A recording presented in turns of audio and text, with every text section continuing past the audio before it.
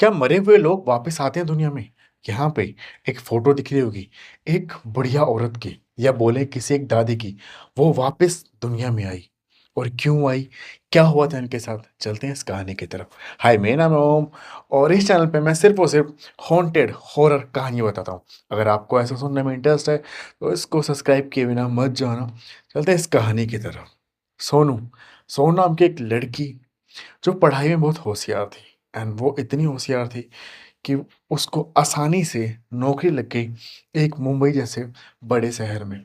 नौकरी लग गई, नौकरी लगने के बाद ना उसको अपना गाँव छोड़ना पड़ा। सोनू के घर पे सिर्फ़ और सिर्फ़ उसकी एक दादी, दादा का बहुत पहले देहांत हो गया था एंड मम्मी एंड पापा रहा करते थे। दादी चाहती थी कि सोनू जो है ना, उनका गाँव, वो वहीं पे ही नौकरी करे, आस-पास, ताकि वो रोज़-रोज़ आ जाए। लगभग 1200 किलोमीटर दूर था मुंबई से उनका गाँव। सोनू रोज़-रोज़ नहीं आ पाएगी, हफ्ते में नहीं आ पाएगी, महीने में नहीं आ पाएगी और वो दिन भर जो उस अपनी दादी के साथ बातें-वातें करना ये सब करा करती थी। एंड उसकी दादी ना, मतलब होता है ना कि कहा जाता है कि ना, पोता-पोती के ना जो बेस्ट फ्रेंड होते हैं, वो उनके ना दादा होते हैं एंड दादा लोग के लास्ट बेस्ट फ्रेंड वो उनके दादा-दादी के उनके पोता-पोती होते हैं। तो सोनू को जब पता लगा ना, तो उसकी दादी बहुत सैड हो गई एंड उसने ना लाइक अपनी नम आँखों से बोला कि ठीक है, अपनी करियर के लिए जा रही हो जाओ, लेकिन आते रहना, मेरा मन नहीं लगेगा यहाँ पे। सोनू भी ने सोचा कि अब क्या करूँ? नहीं जाऊँ, इतनी बड़ी कंपनी में मुझे जॉब लगी है, सैलरी भी अच्छी मिल रही है। तो सोनू की अम्मी ने कहा कि तुम एक काम करो, साल 2 साल वहाँ पे करो एंड उसके बाद ना वहाँ की नौकरी छोड़ देना, वापस आ जाना। गाँव के आस-पास जब बहुत सारी कंपनी है, वहाँ पे तुम्हें लग जाएगी। क्योंकि अगर जैसे मान लो वहाँ पे 80,000 मिल रहे हैं, तुम्हें अगर 60,000 मिलेंगे या फिर 50,000 भी मिलेंगे ना गाँव के आस-पास, तो तुम यहाँ पे कर लेना। बट अभी सीधा यहाँ पे नहीं मिल रहा है ना, क्योंकि ये लोग चाहते हैं कि तुम भाई एक बंदे को एक्सपीरियंस हो, इसलिए वो सोनू को यहाँ आस-पास नौकरी नहीं मिल रही थी। अब वहाँ मुंबई में बहुत आसानी से मिली, सैलरी भी 80,000 के आस-पास। तो सोनू के भाई सोनू ने कहा कि ये भी ठीक है एंड बीच-बीच में मैं आती रहूँगी, अपनी दादी से मिलते रहूँगी। सोनू पे दिल पे पत्थर रख के चली गई मुंबई। मुंबई में जाके उसने एक पीजी लिया एंड पीजी में उसने रहना स्टार्ट किया। बट जो सोनू की दादी थी ना, वो अकेलापन वो खाता गया, क्योंकि जो सोनू के पापा थे, वो नौकरी पे चले जाया करते थे। जो सोनू की मम्मी थी, वो आंगनवाड़ी में ना काम किया करती थी। जो बच्चे होते हैं ना, आंगन प पढ़ा उनको पढ़ाया करती थी, खाना-वाना जो भी था, वो सब किया करते थे। तो वो भी ना दोपहर के 1 बजे आया करती थी एंड जो सोनू के पापा हैं, वो ना शाम को आया करते थे। पूरे दिन ना जो सोनू की दादी बोर, एकदम बोर, वक़्त काटने को कोई है ही नहीं, आस-पास भी किससे कितनी बातें करें। सब लोग को लगता था कि बुढ़िया पका रही है, बुढ़िया से क्या बातें करें। तो लोग भी थोड़ा-सा दूरी बना के रखते थे एंड वो ज़्यादा लोग बातें नहीं किया करते थे। बट था ना, एक धीरे-धीरे एक टाइम आया एंड सोनू की दादी ना बीमार पड़ने लग गई, बीमार पड़ने लग गई। सोनू को सोनू की मम्मी ने बताया कि दिवाली भी आने वाली है, एक काम कर तू आ जा, क्योंकि दादी भी बहुत बीमार पड़ी है एंड वो तेरे से मिलना भी चाहती हैं। सोनू को लगभग भी 6 महीने हो चुके थे मुंबई गए हुए।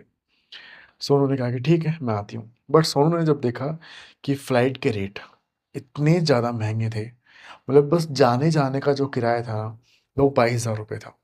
सिर्फ़ और सिर्फ़ जाने-जाने का एंड आना-जाना उसका ₹44,000 में पड़ रहा था। इतनी महँगी फ्लाइट की टिकट हो रही थी। सोनू ने अपनी मम्मी को बोला कि मम्मी इतनी महँगी फ्लाइट की टिकट हो रही है, क्योंकि अगर मैं पहले बुक करती, 4-5 दिन पहले भी करती, तो शायद सस्ती पड़ती, मैं अभी कर रही हूँ तो बहुत महँगा दिखा रहा है। तो सोनू की मम्मी ने इतना बोला, एक काम करो, कोई नहीं, तुम दिवाली के बाद आ जाओ छुट्टी लेके। तो सोनू ने कहा कि ठीक है। बट दिवाली की रात को ना अचानक से सोनू की दादी की तबीयत बहुत ज़्यादा खराब हो गई एंड अगले दिन वो दुनिया को छोड़कर चली गई। फिर सोनू को बताया गया कि तुम्हारी दादी दुनिया को छोड़ के चली गई हैं, तुम फटाफट आ जाओ। फिर सोनू ने वो फ्लाइट जो टिकट थी ना, जो रेट थे वो नहीं देखे, क्योंकि उसको था कि मुझे अपनी दादी को लास्ट बार देखना ही देखना है। वो आई एंड उसकी दादी दुनिया छोड़ के जा चुके थे। सोनू कहीं न कहीं सोनू को लग रहा था कि ना मेरी दादी मेरी वज़ह से ही दुनिया छोड़ के गई है। वो अपने आप को ना रो रही थी कि मुझे नौकरी नहीं करनी है, मैं ये नौकरी-वोकरी नहीं करने वाली, छोड़ दूँगी ये नौकरी-वोकरी। क्योंकि अगर मैं आज यहाँ पे होती तो मैं सेवा करती और मैं दादी का साथ देती। दादी के पास कोई बात करने के लिए तो होता। सोनू अपने आप को कोस जा रही थी, कोस जा रही थी। एंड सोनू ना ने अब जॉब मतलब मन बना लिया कि मैं अब जॉब नहीं करूँगी। एंड काश मैंने उस दिन दिवाली से के पहले मैं आती। अगर मैंने पैसे ना देखा होता, मुझे कुछ पता होता कि ऐसे अचानक से मेरी दादी चली जाएँगी, तो मैंने पैसे का मुँह नहीं देखती, मैं आ जाती। सोनू अपने आप को लाइक होता है ना कि खुद को वो गिल्टी फ़ील कर रही थी, खुद को अंदर-अंदर बोल रही थी एंड रो रही थी। फिर शाम के टाइम सोनू की दादी का लाइक जैसे 4-5 बजे अंतिम संस्कार हुआ, सब कुछ हुआ। सोनू ने देखा-वेखा एंड बहुत वो अकेले बैठ के रो रही थी एंड उसकी माँ ने बहुत समझाया, "सोनू खाना-वाना खाओ।" सोनू खाना नहीं खा रही थी। उसने एक दिन खाना नहीं खाया। दूसरे दिन रिश्तेदार जो अब लोग आए हुए थे, सब लोग चले गए। मेन-मेन कुछ लोग रह गए, जैसे सोनू की बुआ हुआ, ये और कुछ लोग थे, मामा-मामी वो लोग रुके हुए थे, बाकी सब लोग चले गए थे। फिर धीरे-धीरे ना 2-3 दिन के बाद और लोग भी चले गए। सबका ये था कि ना अब हम 13वीं पे सीधा डायरेक्ट आएँगे। अब सोनू के घर में सिर्फ़ और सिर्फ़ 4-5 लोग ही थे एंड सोनू के मम्मी-पापा वो लोग भी थे। तो सोनू ना अपने एक रूम में ना अकेले सोती थी। उस रूम में जहाँ पर उसकी दादी एंड वो सोया करते थे। बट सोनू को बहुत फ़ील होता था कि मेरी दादी नहीं सोई है यहाँ पे एंड वो बहुत रोती थी, बहुत ज़्यादा रोती थी और बोलती थी, "दादी क्यों चली गई? दादी क्यों चली गई?" एंड वो अपनी दादी को बहुत याद करती थी रात को। अब था छठा दिन, 13वीं जो दादी को गए हुए, छठा दिन था एंड सोनू ना रात को सो रही थी। तो ना सोनू को लगा जैसे ना उनके रूम में कोई बैठा हुआ है। तो सोनू को ही घूर रहा है। सोनू की अचानक से नींद खुली एंड जब नींद खुली तो उसने देखा इधर-उधर, तो उसको कोई दिखाई नहीं दिया। एंड फिर उसके बाद ना सोनू ने सोने का ट्राई किया, बट उसको नींद नहीं आ रही थी क्योंकि उसको लग रहा था कि कोई है, कोई है, कोई है। एंड उसके बाद ना सोनू को लाइटें तो बंद थी, लेकिन रूम में ना एक औरत खड़ी दिखाई दी। सोनू समझ गई ये कोई और नहीं, ये मेरी दादी है। सोनू बोला, "दादी, दादी!" लाइक अपनी लैंग्वेज में, "दादी, दादी" बोला, बट वहाँ से कोई रिस्पॉन्स नहीं आया एंड वो जो शैडो थी वो वहाँ से गायब हो गई। सोनू ने ये बात किसी को नहीं बताई कि मुझे रात को कुछ फ़ील हुआ था। अब 5वां दिन था, 7वां दिन था, पा माफ़ करना, 7वां दिन था। सोनू रात को सोई एंड उसको बस था कि मुझे कुछ फ़ील हुआ, कुछ फ़ील हुआ, तो उसको रात भर नींद ही नहीं आई। तो 7वें दिन उसको कुछ फ़ील ही नहीं हुआ। अब था 8वां दिन, सोनू ने इंतज़ार किया कि कोई है, तो मतलब उसको दिख जाएगा, भाई को अपनी दादी होने का एहसास करवा देगी, अगर दादी आस-पास कहीं होगी तो। बट 8वें दिन भी सोनू को कुछ भी एहसास नहीं हुआ। तो सोनू को लगा ना कि यार ये मेरे मन का वहम है। अब था 9वां दिन। 9वें दिन ना सोनू सोने आई एंड जब वो सो रही थी ना, तो उसको ना एक लोरी की आवाज़ सुनाई दी। जैसे उसकी दादी उसको लोरी सुना के, कहानी सुना के वो सुनाती थी ना, वो आवाज़ आई एंड सोनू की आँखों में से आँसू आने लग गए, वो रोने लग गई। उसको समझ में आ गया था कि ये दादी की आवाज़ है एंड दादी यहीं पे कहीं है और मैं अगर उठूँगी ना, तो दादी यहाँ से चली जाएँगी, कहीं से गायब हो जाएँगी। तो सोनू ने ना लगभग भी 15-20 मिनट तक सोने की एक्टिंग की एंड वो लोरी की आवाज़ आ रही थी, आ रही थी। थोड़ी देर बाद ना सोनू को उसके पैर पे एक हाथ फ़ील हुआ कि जैसे उसका कोई पैर दबा रहा है, सहला रहा है, जैसे बच्चे का पैर सहलाते। सोनू उठ गई एंड सोनू ने बोला, "दादी, दादी" मुझे अपनी लैंग्वेज, "दादी तुम यहीं पे कहीं हो, मुझे पता है। दादी मुझे पता तुम यहीं पे कहीं हो। दादी सामने आओ ना दादी। दादी मुझे तुमसे बात करनी है।" बहुत देर तक उसने बोला बट वहाँ पे कुछ नहीं हुआ एंड वो फिर रात भर सोई नहीं, जाके इंतज़ार करती रही बट उसकी दादी उसको दिखाई नहीं दी। तो उसने ना अगले दिन अपनी मम्मी को बोला कि मम्मी रात को ना ऐसे-ऐसे फ़ील हो रहा है मुझे और मुझे दादी की आवाज़ सुनाई दे रही है।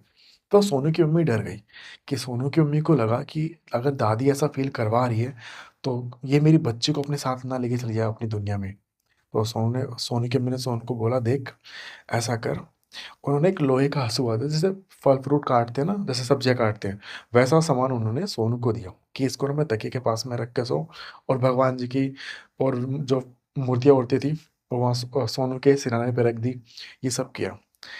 तो अब था 11वाँ दिन, 2 दिन तो कुछ नहीं हुआ, 11वाँ दिन था, तो ना सोनू को फ़ील हुआ कि रूम के बाहर कोई खड़ा है और वो ना रो रहा है। सोनू ने बाहर मुड़ देखा, तो सोनू को ना उसकी दादी की परछाई जैसे होती है ना, वो दिखाई दी अंधेरे में, कोई जैसे कोई खड़ा है। तो सोनू ने बोला, "दादी, दादी, दादी।" तो उसने कहा, देखो अगर आप रूम में नहीं आ रही हो तो मैं सब कुछ हटा देती हूँ। वो परछाई ना आगे की तरफ चली गई एंड सोनू से वहाँ की तरफ से वो गायब हो गई। अब था 12वां दिन। आज रात को सोनू ने पता है क्या किया? जो सोनू की मम्मी ने मूर्ति दी थी एंड वो लोहे का दिया था रखने के लिए, हसुआ टाइप, चाकू टाइप, सोनू ने वो सब कुछ हटा दिया। कहा था कि मुझे मेरी दादी से मिलना है। रात को वो सोई एंड वो उसको नींद नहीं आ रही थी क्योंकि उसको बस इंतजार था कि मेरी दादी कब आए, कब आए, कब आए। रात का टाइम हुआ, लगभग भी 12 बजे होंगे। सोनू के रू- रूम के पास किसी के चलने की उसको आवाज़ आई। उसको समझ में आ गया था ये दादी है। सोनू का गेट खुला एंड कोई उसके रूम में आया। सोनू को समझ में आ गया था ये दादी है। सोनू फिर भी सोने की एक्टिंग कर रही थी एंड फिर से वही लोरी सुनाना एंड सोनू के ऐसे कहते ना सर पे हाथ रखना और ऐसे करते करते फिर ना वो रोने लगना एंड फिर वहां से ना उठ के वहां से चले जाना, चलते जाना, चलते जाना। तो सोनू भी उठ गई एंड सोनू भी ना पीछे पीछे जाने लग गई। जस्ट घर के थोड़ी सी बाहर निकले होंगे, एक जगह थी सुनसान एंड सोनू बोले, दादी दादी सुनो ना, दादी सुनो ना, दादी। सोनू ने अपनी लाइट भी जला रखी थी, अपना फोन भी, ताकि वो अगर किसी को बताया तो उसको यकीन हो कि हाँ मेरी दादी थी। तो सोनू सब रिकॉर्ड कर रही थी, दादी सुनो ना, दादी सुनो ना। दादी बिल्कुल भी नहीं सुन रही थी। और उसके बाद ना अब मैं यहाँ पे क्लिप लगा देता हूँ, एक जगह जाके Selalu ना, orang-orang baik पहले आप ये berkata क्लिप selalu. देखो एक बार यहाँ पे। Nenek, yuk, nenek pulang yuk.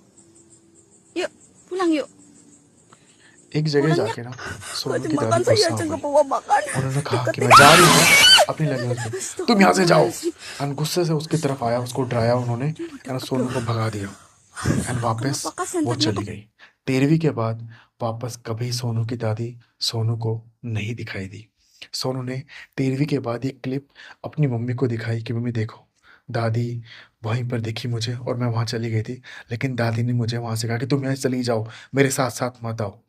तो सोनू की जो मम्मी थी ना वो भी रोने लग गई, कह रही मैंने माता जी को गलत समझा कि मरने के बाद शायद वो तुमसे प्यार करती थी, अपनी दुनिया में ले जाएं, पर नहीं। वो 12 दिन तुम्हें दिखी, 12 दिन तुम्हें उन्होंने अपने एहसास करवाया एंड उनको पता था कि 13वीं है, कल मेरी मुक्ति हो जाएगी। तो उन्होंने ना तुम्हें बोला यहाँ से चली जाओ। तभी तुम्हारी दादी ने तुम पे इतना जोर के गुस्सा किया क्योंकि वो नहीं चाहती थी कि तुम उसके पीछे पीछे आओ। कहते हैं गाइस, जो दादे पोते का या फिर पोती दादी का जो मोह होता है ना, प्यार होता है, वो बहुत प्यारा होता है। गाइस ऐसी और स्कैरी इमोशनल डरावनी कहानी सुनने के लिए फॉलो करना अगर आप इसको फेसबुक पे देख रहे हो तो, अगर आप इसको यूट्यूब पे देख रहे हो तो सब्सक्राइब किए ना मत जाना, ओम का रेडियो। मैं ऐसी कहानी और आपके लिए लाता रहूँगा। मिलते हैं सभी नेक्स्ट वीडियो में, तब तक के लिए बाय गाइस।